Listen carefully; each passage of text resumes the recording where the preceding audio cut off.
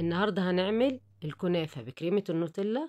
طعمها حلو قوي قوي، وكمان زي ما انتوا شايفين قدمناها بطريقة جديدة.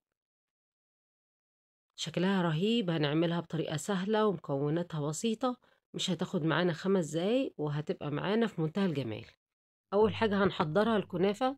هنجيبها ونقطعها صغير قوي، وهنحتاج معانا كوباية سمنة سايحة و3 معالق سكر. هنقلب كل ده مع بعض كويس، وهندخلها الفرن ونقلبها من الوقت للتاني تطلع معانا بالشكل الذهبي الجميل ده. للطبقة التانية هنحتاج 3 كوبايات لبن، وعليهم 3 معالق سكر كبار، وعليهم 3 معالق كاكاو خام، وكمان 3 معالق نشا، ومعلقة فانيليا ورشة ملح. هنرفع كل ده على النار لحد ما يغلي ويوصل معانا للقوام اللي احنا شايفينه ده. هنضيف له مكعب شوكولاتة خام عشان نعزز الطعم، و100 جرام شوكولاتة قابلة للدهن. هنقلب كل ده مع بعض ونسيبها تبرد شوية عشان هنقدمها في العلب البلاستيك دي.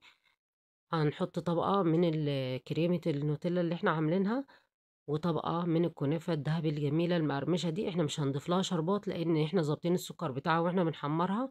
وبعدين هنحط طبقة كنافة تاني، وبعدين طبقة كريمة النوتيلا. عملنا كده طبقات. هنجهز آخر طبقة. هنحتاج معانا 100 جرام من الشوكولاتة القابلة للدهن، وهنضيف لها زيت عشان نخفها كده ونقدر نوزعها على الوش. كده خلصنا آخر طبقة وخلصت معانا بالشكل الجميل ده. هنضيف لها بس شوكولاتة خام خطوط كده على الوش، وهضيف لها كمان أنصاص بندق. وكده بقت جاهزة معانا وألف هنا.